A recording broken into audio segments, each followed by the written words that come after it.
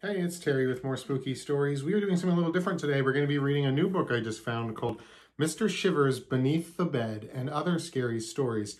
And this is kind of a kid's book. It's a little lighter reading level than we normally do in these videos. It's kind of a picture book, so I'm going to be holding it up. But I just found out about it. It's really cool. It's published by Scholastic, and it just came out in the last year or two. There's another one already out, and a third that's supposed to be coming out soon. So these are pretty cool, and I just thought it'd be fun to go through them. It's a very little book, and the stories are very short, so I think we'll probably get through the whole book. Let's go ahead and jump in. Beneath the Bed. Kids at school said the old house on the hill was full of ghosts. The kids dared me to visit the house. They dared me to visit at night. They dared me to visit every room. I begged my sister Beth to go with me. After I asked 5 times, she said, okay. Beth and I walked up to the house. The wind howled. Beth said, John, I am scared. Me too, I said, but if we don't do this, the kids at school will say we're scaredy cats. We walked up the porch steps. The wood moaned like it was warning us to stop. The house felt alive. I pushed open the door. We took deep breaths. Come on, I said, as we stepped inside. In the kitchen, dusty dishes sat on the table. In the living room, a sofa was covered with a sheet. In the library, a book sat open like it was waiting for a reader. There was only one room left to visit, the attic bedroom. Beth and I went up. The bedroom was cold and damp and dark. I gasped. 2 tiny lights glowed beneath the bed. Beth grabbed my hand. Those lights look like eyes, she whispered. A chain hung from the ceiling. My hand shook as I tugged it. Click, light filled the room. A doll sat beneath the bed. Beth giggled. They are eyes, she said. They are only the small painted eyes of an old doll. There are no ghosts in this house, I said, smiling. That is right, the doll said. It is just the 3 of us. The next story is called A Hair Down to My Stomach. When I woke up, my throat was scratchy. There was a hair in my throat. It felt like it went all the way down to my stomach. I ran to my mother's room. Mother, I said, there is a hair in my throat. My mother looked inside my mouth. I see it, she said. There is a hair all the way down to your stomach. My mother tried to pull the hair out, but she was not able. She told me not to worry. She said it would go away. But it did not go away. Days went by. My throat was very scratchy. I felt sick in my belly. My mother took me to the doctor. I opened wide and said, ah. The doctor said, I see the problem. There is a hair all the way down in your stomach. She reached into my mouth. She felt around. I have the hair, the doctor said at last. She pulled and pulled, but what she pulled out was not a hair. It was a mouse. You should not sleep with your mouth open, the doctor said. This mouse crawled all the way down to your stomach. The next story is called The Statue. I was at a yard sale with my mom. She was looking at a creepy statue of a man. The statue stood big as a real man. The man's lips were pressed tight together in a frown, like he was cold. A tattered quilt was wrapped around the statue. The quilt was full of holes. I didn't like the quilt. It smelled old.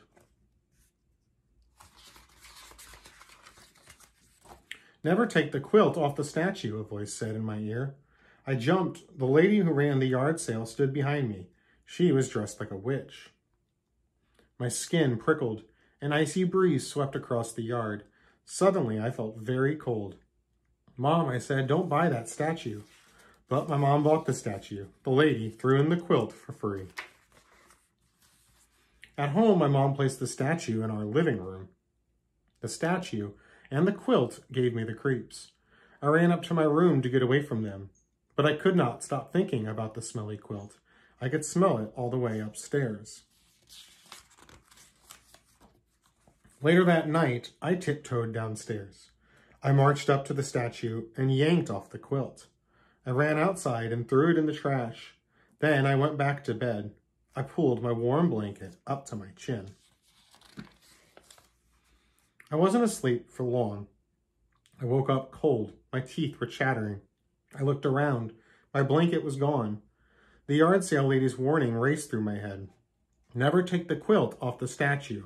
I rushed downstairs. My warm blanket was wrapped around the statue, and now the statue was smiling. The next story is called A Dark and Stormy Night. Oliver always left his toys outside. On Saturday, Oliver's dad said, "Bring in your toys before bed." Oliver said, "I will, Dad," but Oliver forgot. It rained and Mighty Joe got wet. Now Mighty Joe was rusty. On Sunday, Oliver's mom said, "Bring in your toys before bed." Oliver said, "I will, Mom," but Oliver forgot. A cat came into the yard and chewed on Buddy Bear. Now Buddy was a one-eyed bear. On Monday, Oliver was sound asleep when, crack, the sound of thunder woke him up. Rain pounded against his window. Lightning lit up his room. Oliver's heart raced. "Oh no," he said, "I left my toys outside again." Oliver rushed to his window. He looked outside, but his toys were not there. Just then, his bedroom door creaked open. Oliver's toys stood in the doorway. They looked wet and angry.